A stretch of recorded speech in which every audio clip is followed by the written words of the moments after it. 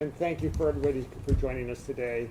I really do think this is an important moment in our community, and really an important pivotal point in terms of our response to this pandemic that I know all of us have gotten fatigued around in terms of how disruptive it has been in every element of our life in our day. But I think really what we need to understand is how important it is at this point to continue to do what we've done and we know that works.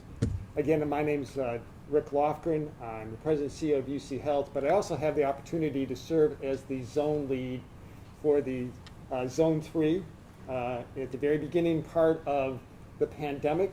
In addition to the emergency preparedness regions that the state has divided into, the governor also divided the state into 3 zones: the northern zone and the Cleveland zone, the 3 Cs, Columbus, and the Cincinnati area, in which we're really responsible for the greater Cincinnati and Dayton regions as well, with each one of those having a response.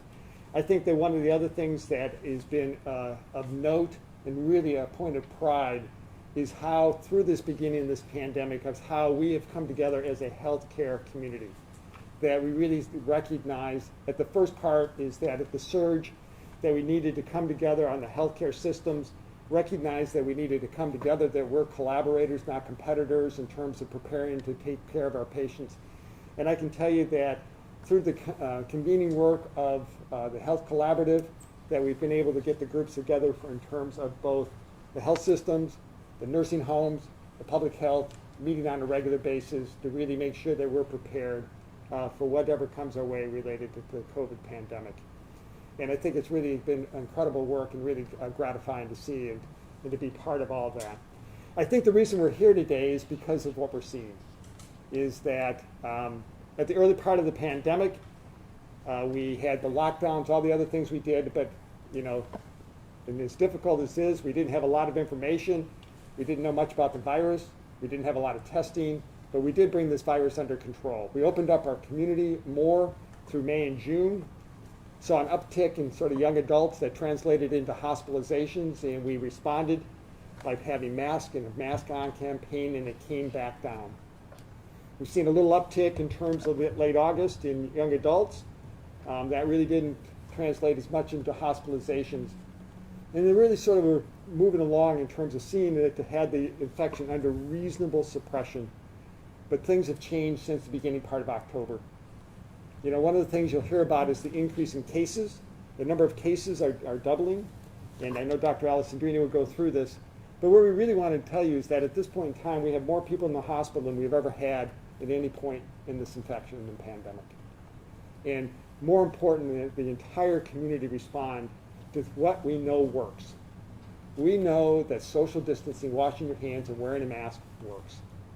And really, I think in many respects, implores the entire community to really recognize that. So I'm going to turn it over to Dr. Alessandrini. She's the Chief Medical Officer at UC Health, and I think is going to be able to enlighten and give you more information about what's happening now. Dr. Alessandrini. Good afternoon, everyone. Can you hear me well with my mask? Okay, I appreciate it. Again, I'm Evie Alessandrini. I'm the Chief Medical Officer for UC Health. I have the great fortune to co-chair our region's hospital steering committee for the Health Collaborative, and the great fortune to work with all of these physicians that are here today to make sure that our community's COVID needs are being met by our health systems. But we're in a really bad place, and I'm here to share some sobering facts. And I'm going to tell you a little bit about those sobering facts. I'm going to briefly tell you what we've been doing as a system, but most importantly, you're going to hear over and over again what we ask back of our community to address these sobering facts.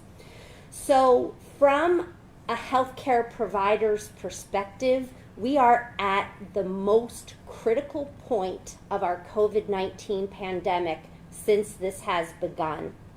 And right now, Hamilton County and our region are seeing the highest case counts, as Dr. Lofgren alluded to, since the beginning of this pandemic.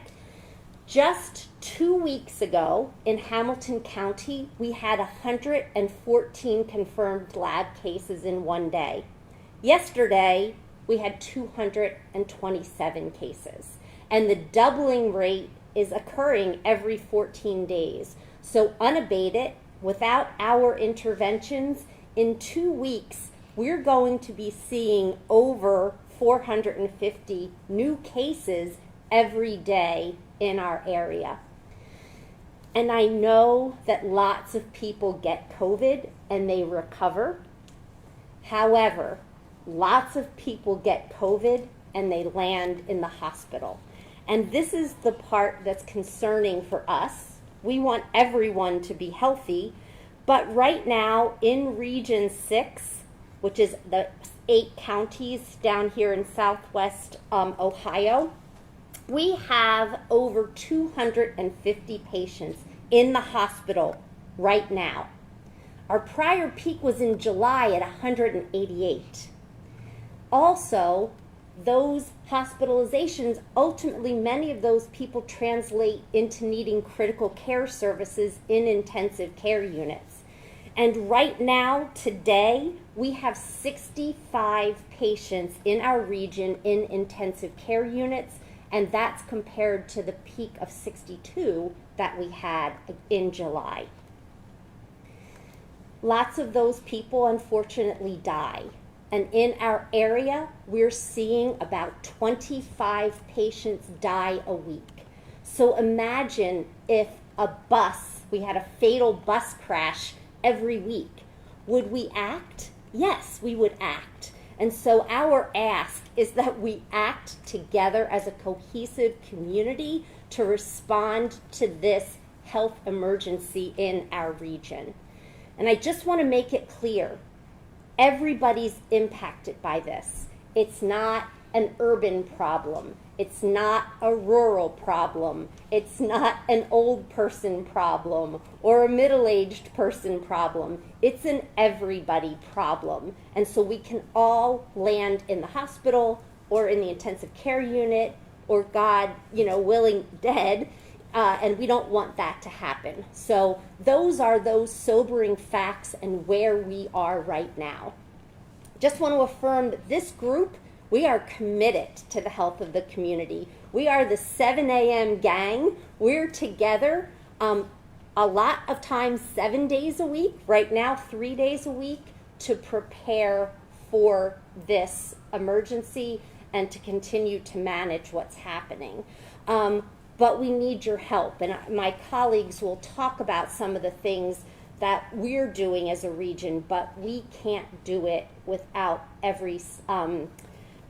essentially every person in the community, right? And like Dr. Lofgren said, we have to wear our masks. We know that it reduces transmission of the virus. We have to physically distance from each other and pay attention to that 6-foot distancing and the amount of time that you spend. We have to demonstrate amazing hand hygiene, keeping our hands clean and our surfaces clean. And these are all things that we can do because we don't want to have our hospitals so full that we're not able to care for anyone of our citizens when they need health care, regardless of what it is. So I am going to stop there and turn it over. We have lots of things to tell you, and I'm going to hand it over to my colleague from TriHealth, I believe. Thank you.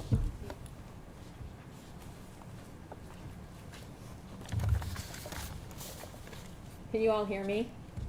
Okay, great, thank you. Thanks to the Health Collaborative and the other health systems for bringing us all together, and we share that we're all experiencing the burden of this surge right now, and we are here to talk to the community and ask for your help. I am Dr. Helen Kasalka. I am a practicing internist, a primary care doc, and I am the Regional Chief Medical Officer for Good Samaritan Hospital, and I'm representing TriHealth. We all agree. We agree with the governor. We agree with each other in healthcare that everyone must be vigilant in wearing masks, social distancing, washing your hands, and I'll add, limiting your social gatherings to members of your household. We must slow the surge of this virus in the community. As a community, we had made great progress in the spring in battling COVID, and in fact, we were looked at as a national model for how we could embrace mitigation measures and be successful in reducing the spread of the virus. However, we can't allow what we're experiencing now, real COVID fatigue, as we say. Tired of the mask, tired of not seeing our friends, tired of the disruption to our lives. We can't allow this type of fatigue to create an unsafe environment for our loved ones, for our essential workers, for everyone. We all want to return to our pre-COVID lives, but we just can't at this time. We've known all along that relaxing our mitigation measures and our guidelines too quickly could lead to a surge in patients and care and virus infections, and unfortunately, we're experiencing that now. TriHealth has developed contingency plans for this current reality and plans for future COVID waves if we have to. We are committed to partnering with this region's healthcare systems and are doing everything possible to remain safe, provide care for everyone's needs, including elective procedures. TriHealth, like all the other health systems here today, has been a model for safe, reliable care over the past 7 months throughout this pandemic. We continue to have visitor restrictions in place to allow for appropriate social distancing, but also allow for loved ones to be supported. Masks have been mandated throughout all of our facilities and have been in place since April. Cleaning procedures in our patient care areas and our common areas have been increased to ensure a very safe environment. Our facilities, our day-to-day operations, our supply chain, our staffing models are standing by ready to serve everyone in the community, no matter what their healthcare need. Our ICU beds, our medical surgical beds have expansion capacities. We've been working on this since March, and we never stopped preparing. We have over 1,000 days on hand of PPE, personal protective equipment. That means masks, gowns, gloves, shields, the things we need to care for our patients and protect ourselves. And our staffing levels can be flexed up if we need to cover increased bed capacity and volumes. During the spring shutdown, we saw heartbreaking cases of delayed care, which led tragically and sadly to avoidable outcomes. We can't let that happen again in this community. As an example, I don't want to see another cancer patient have a late diagnosis and a missed opportunity for better treatment.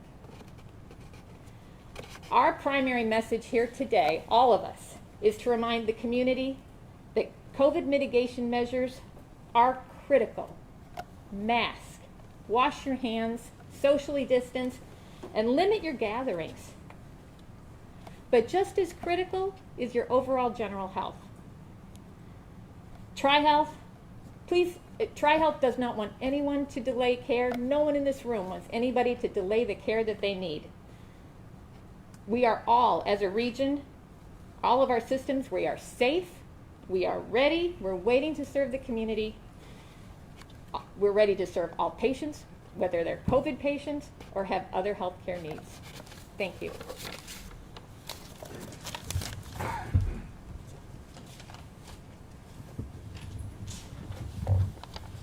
Hey, good afternoon. I'm Dr. Steve Fagans. I serve as the Chief Clinical Officer for Mercy Health. I also serve as the Medical Director for Hamilton County Public Health, and I do have the pleasure of starting most days since March with this group here of the other Chief Medical Officers of the systems. We started out every day. We were able to back off to every week. We're back to almost every day now, and for the reasons that have been mentioned here. Part of my role here is to talk as much about public health as about the systems, and I want to share with you on Friday of last week we had 175 cases reported to our contact tracers. That's the most number we've ever had. Commissioner Kesterman earlier last week shared with you an analysis of 3,000 cases that the contact tracers traced back to where those occurred. In almost all of those were community events. Most commonly work, 24%, retail stores, 20%, restaurants, 14%, and family and friends, 10%. And that is a graph that's available at Public Health, and it continues on down. What's not on that list? Schools. We've done a very good job of universal source control, which is masks in schools and social distancing. What's not on that list? Hospitals, healthcare facilities. We've equally done a very good job of universal source control, which is universal masking, just as you had when you came in here. The tools we have available to us until a vaccine and or a cure are mask, distance, hand hygiene, and when you're sick, stay at home. We are particularly concerned with gatherings, family gatherings, especially with seniors, and holidays. And so our next holiday coming up is, of course, Halloween, where, as has been mentioned many times about social distancing and masks, what's not been mentioned is hand hygiene, which is washing hands before touching candy, after touching candy, and when returning home. I also have the privilege of working with your infectious disease working group, which comes up and has put forth many of the recommendations that we have. And I want to share with you a couple nuts and bolts. One of those is voting. So Hamilton County Public Health has worked with the Board of Elections for processes for those who are placed into isolation or quarantine after absentee balances. Ballots have been sent for curbside voting. We call the Board of Elections, and we set that up. What about people in the hospital? And so you may know that anyone who is admitted to the hospital for non-elective procedure has the ability to vote if they're admitted after noon on Sunday before the election up to 3 p.m. of the Tuesday of the election. As a process that's been going long-standing for many years. Your infectious disease working group has worked with your Board of Elections, and we have a process for 3 categories. One, those patients in the hospital who are not COVID patients. And so it works just the same, except the 2 members of the Board of Elections from representing each party are accompanied by infection prevention and wear the appropriate PPE. For those who are COVID positive, there is a process, and that process includes being able to visualize, to discuss through an intercom system, and to vote appropriately. And so, once again, we've worked through that with our infectious disease working group. One other important message from your ID groups, and it's a consistent message, and that is face shields are not a substitute for face masks. Face shields can be complementing face masks. We use face shields as eye protection, both in the healthcare setting and other settings, but face shields are not a substitute for a specially two-ply either cloth or surgical or medical mask. And then finally, the biggest question we get is, what happens when Hamilton County turns purple on the Public Health Advisory System map, which is likely to happen next week? The answer is nothing happens. These are many recommendations that you may see, but nothing specifically happens, except that it's a message. The message that we are sharing today, the message we continue to share of continued vigilance and a return to the vigilance of universal source control out in our community. Many of the schools use the advisory system as a trigger for virtual education. We speak weekly with all the superintendents of Hamilton County and spoke with them this morning about what we will do. Once again, I remind you that transmission in schools is very rare. It is community transmission.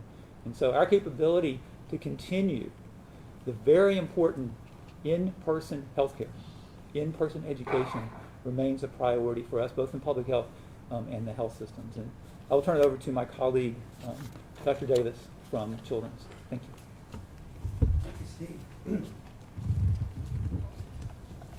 Hi, I'm Dr. Steve Davis. I am the Chief Operating Officer at Cincinnati Children's, and I think my presence here shows that we really have come together as an entire community. Children's itself hasn't been as impacted as some of our adult colleagues, but we are in this together, and I do have the pleasure of co-chairing the Hospital Steering Committee with Dr. Alessandrini, and we do meet and go over the data on a regular basis. I know you've heard a lot about the data. I'm going to just go over it one more time just to tell you where we could be in a couple of weeks and what's a little bit different now than in the earlier surges. So as Dr. Alessandrini mentioned, a couple of weeks ago we had about 100 cases per day, and now we're over 200 for Hamilton County. If you look at the 14 county region, that math holds true. They have seen a doubling. And if you look at the state of Ohio has had 5 record COVID numbers days in the last 10 days. Each day a new record gets set. Just 10 days ago, the state had 1,100 cases in a day, and yesterday there were 2,400. So if that math continues, in 2 weeks, we could be seeing 5,000 cases a day in the state and about 400 in Hamilton County. Now, while we are collaborating at levels that we've never done before, and probably better than just about any region in the country, if we don't get control of this, our systems will really be stressed. What hasn't been mentioned yet is that another thing that's different now is we are now seeing flu in the community. So over the summer, we weren't seeing flu. We are now seeing that. Fortunately, the measures that we take to reduce COVID spread also help reduce the spread of the flu. So we've got to take this seriously, and it really will take everybody. This is not a hospital problem. This is not a business problem. This is an everybody problem, and together we will be able to work through it. But it is going to take going back to some of the things that we all didn't like about it. One of the things that Dr. Lofgren has said to us a couple of times is that your individual risk when you go out and don't wear a mask or have your mask down or are exposed to others is pretty low. You do that once or twice or 5 times or 10 times, your risk is still relatively low, and it reinforces that, well, I'm going to be okay. I think of it very much like before seat belts were mandatory. I drove for years without a seat belt and never had a problem. But as an ICU doctor, I did take care of many patients who had major problems from not wearing their seat belt. So you've got to remember that even though your individual risk might be low one time, you don't know when it may happen, and you've got to take precautions. Another thing that Dr. Lofgren has stressed that I think is equally important is that everybody has their own bubble and who's in it. And over the last month or two, what has likely happened is everybody has increased their bubble size just a little bit. And going from just your own household to maybe your closest friends or your next door neighbor doesn't seem like any big risk.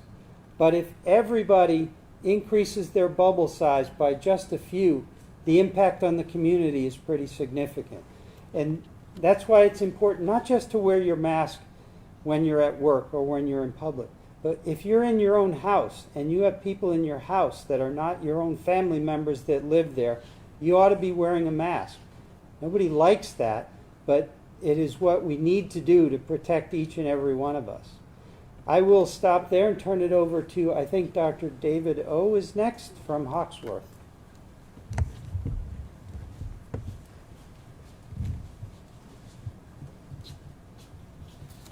Thank you very much. I'm really pleased to have this opportunity to talk to this group. Hawksworth Blood Center is the blood supplier for Cincinnati and the surrounding tri-state area. It is owned and operated by University of Cincinnati, making it one of the only blood centers that's actually run by an organization with higher education. We have a threefold mission. One is to provide blood and blood services to this area, including cell therapy and transplantation services. We also have a mission for research and for education. When COVID-19 first emerged, many blood centers were active in creating and providing convalescent plasma collected from people who have had COVID-19 infection to be able to provide that to people who are actively infected now. We were among the first to be able to provide this in early April, and since that time we've been actively collecting and distributing this product. We have had quite an increase in convalescent plasma demand recently. In late August, convalescent plasma was actually assigned EUA status, emergency use authorization. So it is one of the few therapies that is out there for people with COVID-19. In September, we were distributing approximately 7.5 units of convalescent plasma in the local area per day. In October, over the entire month, we've been supplying about twice that, about 15 per day. If you look at the previous 7 days, that went up to about 20 per day. And if you look at the last 3 days, we've been providing approximately 30 units of convalescent plasma per day. So that's quite an increase that we're seeing here, I think, as we've had a number of increased cases occur. So I want to let people know that that therapy is available. We have a good supply right now. There is a lot of use. We ask people who have had COVID-19 infection if they think that they can donate plasma to help others who are actively infected to go to hawksworth.org. Our website has information, a few questions that we'll see if you qualify to be able to donate. We ask people to donate after they have been symptom-free for approximately 14 days. We have organized a large number of drives specifically dedicated to convalescent plasma collection. One at Miami University is coming up with the large outbreak that they had there. By having people come out and donate in response to this type of challenge, we hopefully will be able to take care of our friends and neighbors who are actively infected or get infected with COVID-19 in the days to come. In addition to COVID-19, we are also providing standard blood products for patients who need other services. So blood transfusion is the #1 procedure performed in hospitals. In the background of all of this stuff, we are having an increase in the need for standard blood products as well, red cells, platelets, and plasma. And so we encourage people to come out and donate. We ask people to wear masks as they're being collected.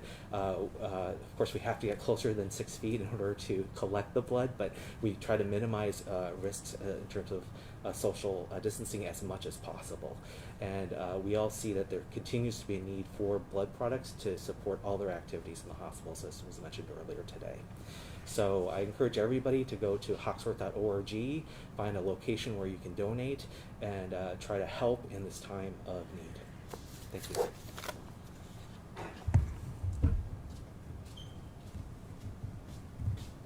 Thank you, David. I'm John Kennedy. I'm the Vice President of Medical Affairs at the Christ Hospital. I'm also a psychiatrist, so we're used to going last. But I'm going to take that as the opportunity to clean up and wrap this up and put a bow on it. So the case has been made.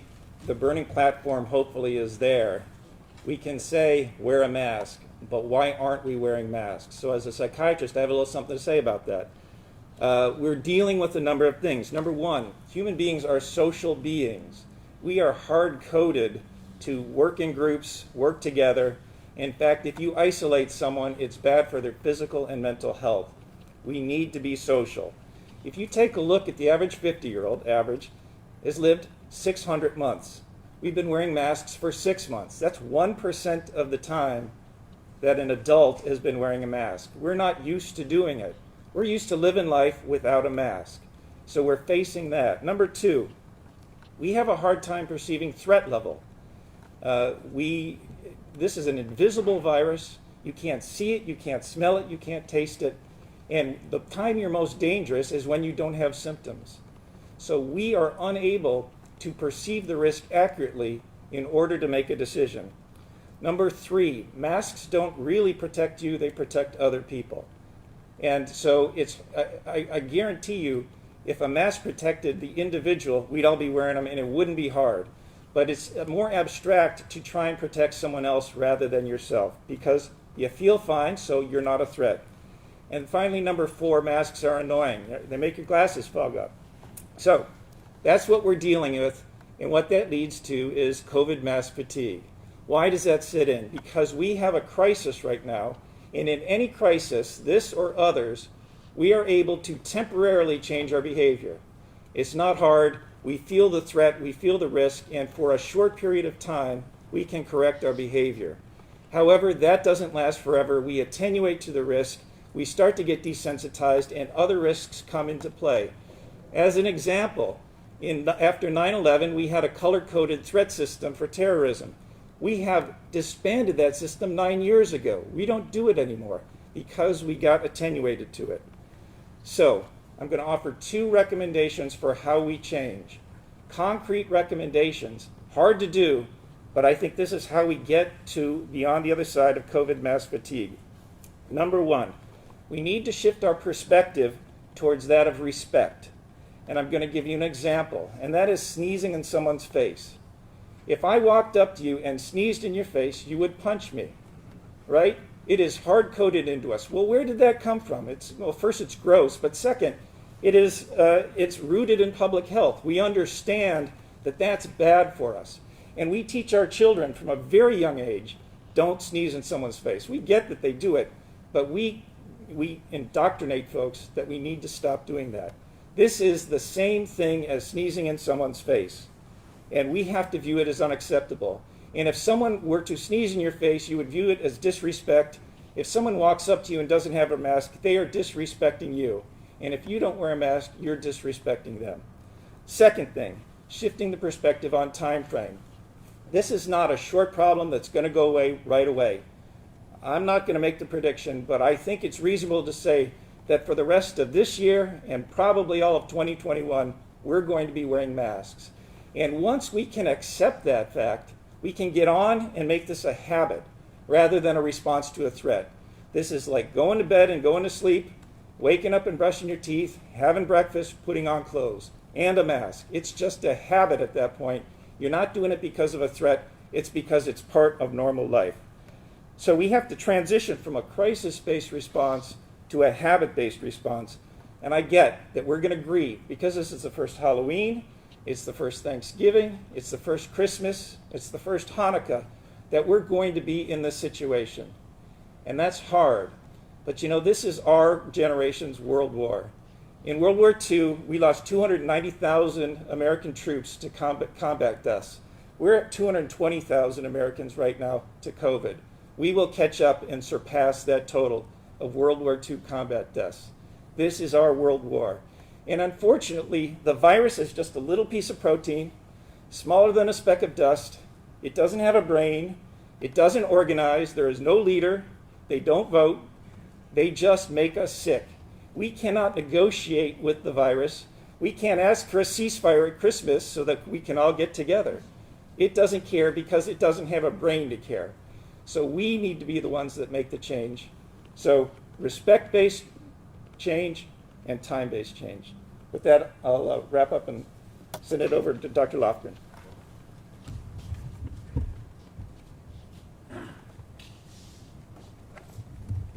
Thank you, Dr. Kennedy, and thank you to all of our chief medical officers who spoke today, who I can tell you have been working tirelessly on behalf of our community, and I hope you appreciate the wisdom they have.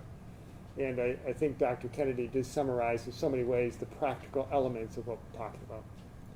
Just to sort of in closing, the reason we're here today is because we're seeing an alarming uptick, not just in cases, but people sufficiently sick that they have to be hospitalized.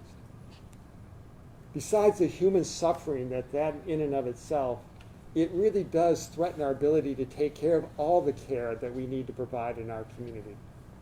And we do know how we as a community can bring this back under control with all the sage advice. It's not complicated, it's just annoying. And I appreciate, like anybody else here, we're all tired of it. And the fact that it's going to be here and a routine, I think is really wise advice in terms of what we're really talking about. And I think the other thing that I would just echo also is that we also realize that we're not in the best place right now, and we're facing colder weather, more time inside, holidays with people from our families we dearly miss from all over the country coming together, expanding that bubble, expanding the risk. So more than ever, we have to sort of get on this now for our community. So with that, I'll turn it over to Krista.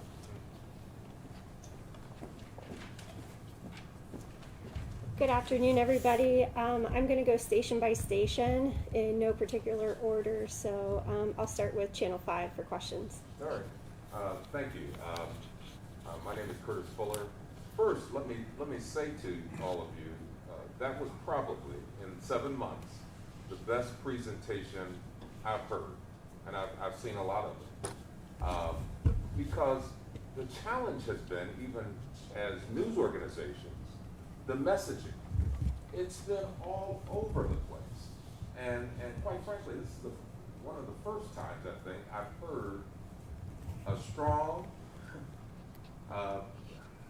message about this issue. Now, with that being said, talking about messaging, should the governor just mandate masks? That would be my first question. And then,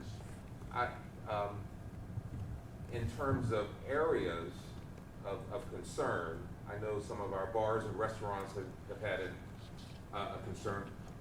Realistically, where are they on that risk chart, if you will? So those are 2 questions. Okay, so the first question I'll turn to Dr. Lofgren as the lead for Zone 3. So come on up. And I tell you, my question isn't intended to be political. It's just that it is, when the governor, this is important. You guys made it very clear that these things should be on.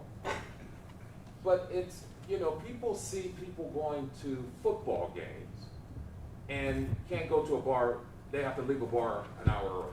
Or it's just all over the place. So would a mask mandate sort of focus on that respect issue a little bit more?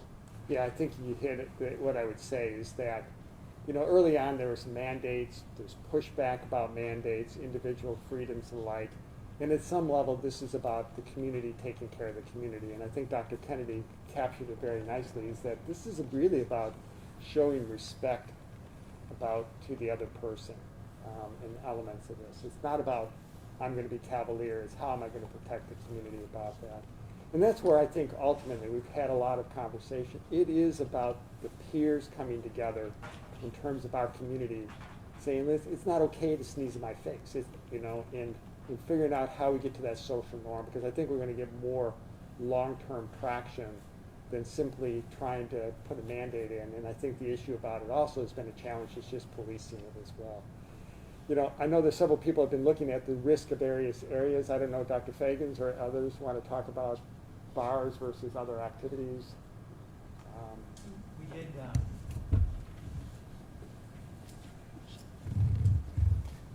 We have shared, and I did share some of the statistics from a study of 3,000 contacts, where you did see community spread, including bars. And so the key message is, wherever you are, wear a mask. Whether it is a enclosed space of any type, including a social space. Dr. Kennedy also talked about our need to be social, our need to continue to interact and talk with each other through a mask. And so the masks are the key. And we don't really talk about, or advocate closing things down. We advocate doing it safely. And so that would be our answer to that. Thank you. Thank you. Yeah, I would just add one thing. I'm not a doctor, but I am a public health professional, and the one thing I would add is testing. Testing is that one tool that we do have so that you can know that you can protect yourself, your community, your family. So if you do need a test in our community, please visit www.healthcollab.org/test-and-protect, and that can give you a free test, and there's sites almost daily. Okay, did you have another question? I got a million of them. Okay. That's okay. Curtis, you got my number, Curtis. Yeah. All right, Channel 9.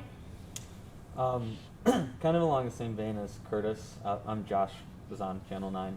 I think it was Dr. Fagan talked about how early on with the lockdown, we were very successful. National standard. How bad does it have to get before we go back to that? If that, and was it effective because it was locked down, or was it effective because the lockdown made the public take it more seriously? What sort of is the balance there? Dr. Fagan. So if you recall, back in March and April, when a shelter-in-place order was placed. Essentially, do not move. We didn't know about the impact of masks.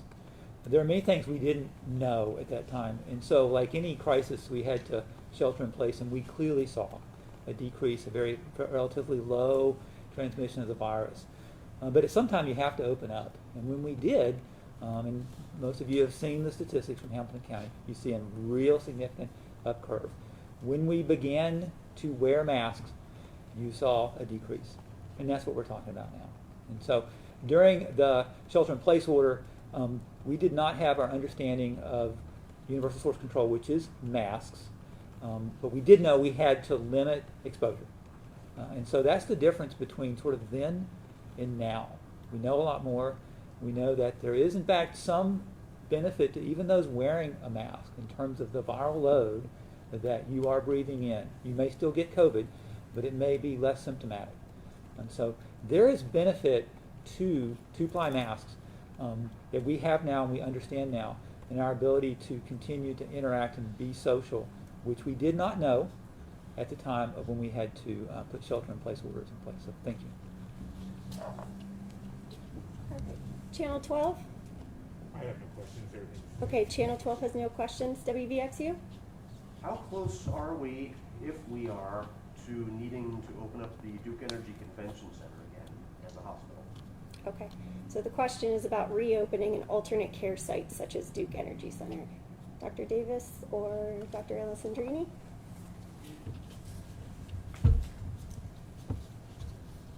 So how close are we to opening the Duke Energy Center is a bit of a difficult question.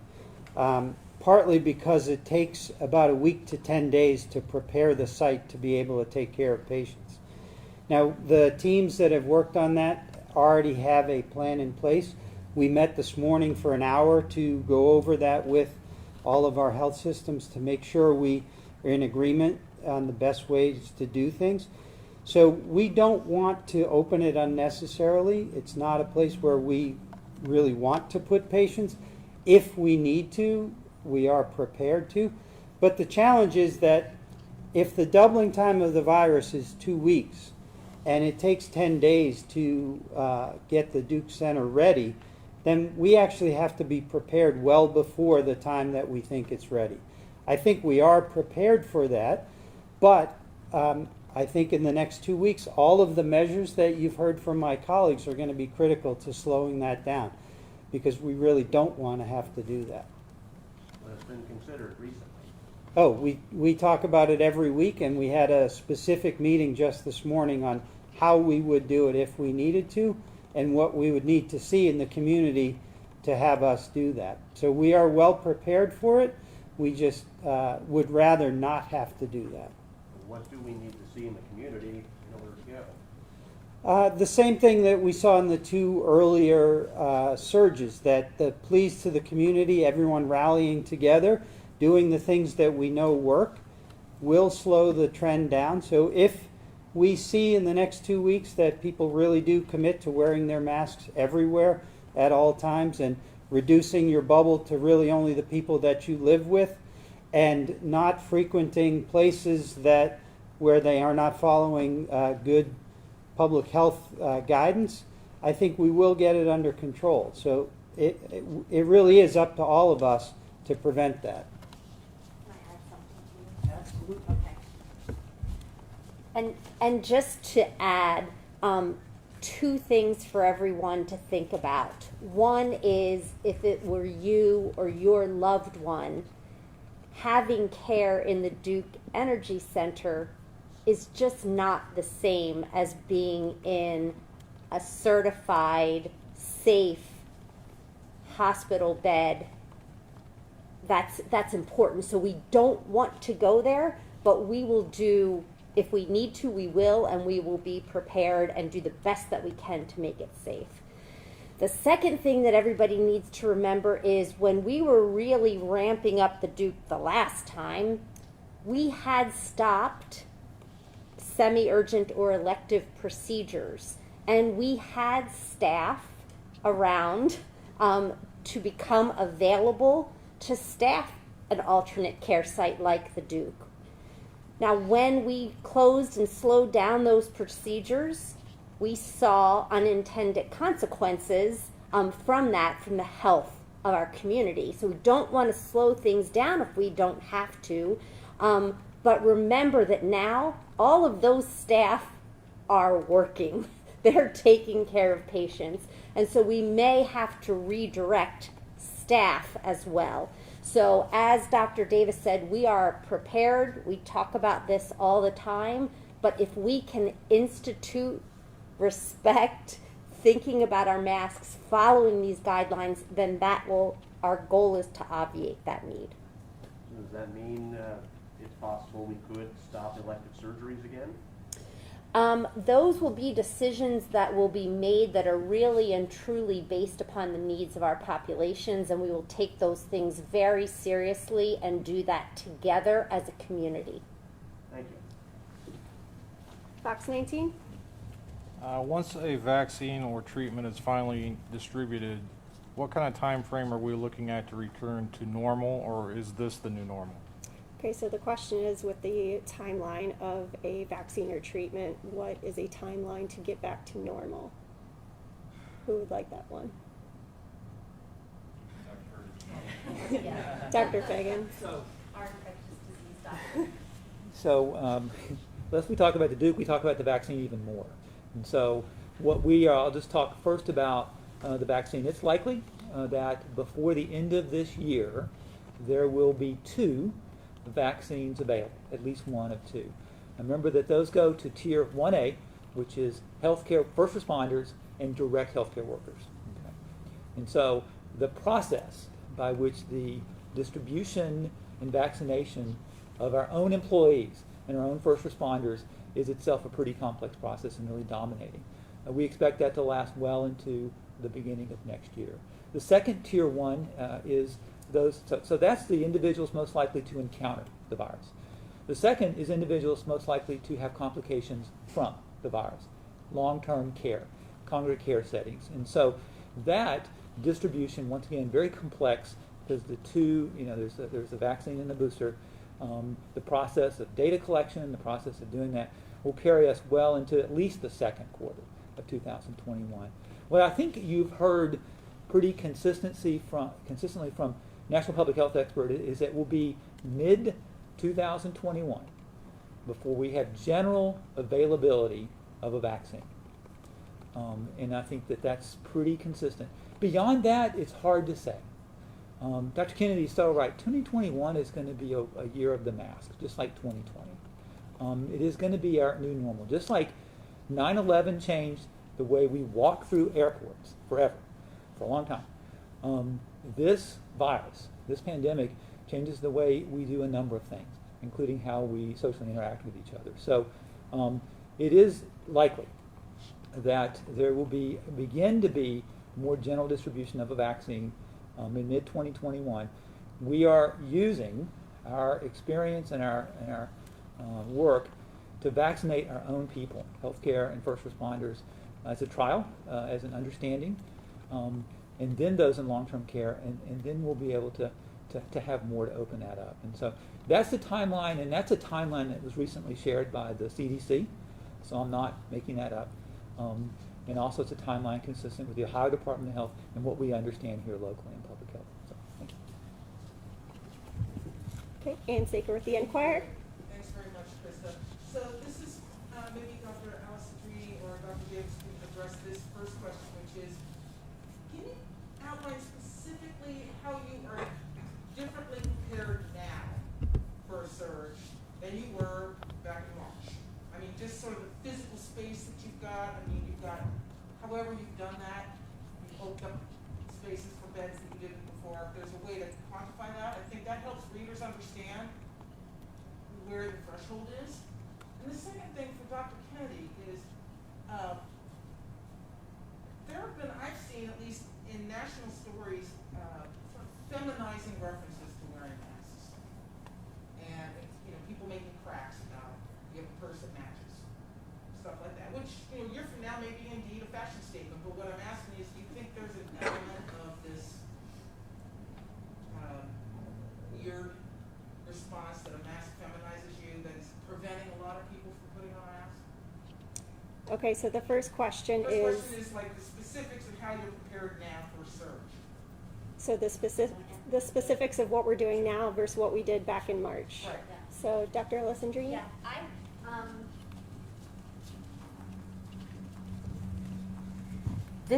it's incredibly fluid. So colleagues, please jump in, right? It's incredibly fluid, right? With our goal always to say we're tracking our capacity, making sure that we've got, the staff to do the right work. So it's hard to say. I think we're smarter than we were in March because we know better how to take care of patients with COVID. So we're seeing some reductions in length of stay. The teams are more facile. So all of those things help, right? We're thinking about that throughput. I don't know, Steve, anything that you would add to that? I mean, I think it's fluid. We're looking at it on a day-to-day basis, right? So a couple of things have us in better shape than back in March. One is that you've heard from one of my colleagues that we have a much better supply of PPE now than we did then. We actually, many of us didn't even require our healthcare providers to wear masks early on because we weren't sure if we had enough. We now know that we do have enough. There are many other things that we've learned. One is we've looked at every inch of our hospital and figured out where could we most safely put additional patients so that we don't have to put them in a place like the Duke Energy Center. We know much more about taking care of and protecting people in congregate living facilities. The teams that are involved in that have done a really excellent job of protecting those most vulnerable people from it.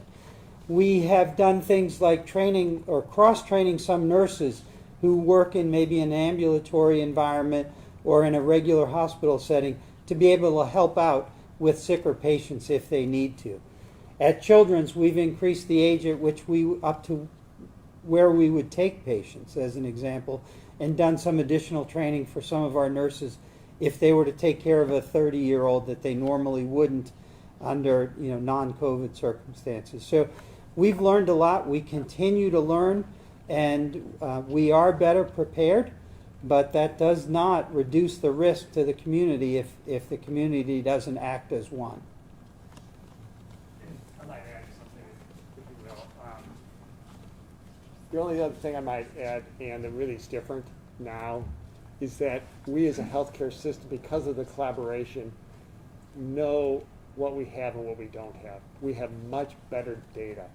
So when we started, we really didn't know how much PPE was really out there. We didn't know really how many ventilators and where they were.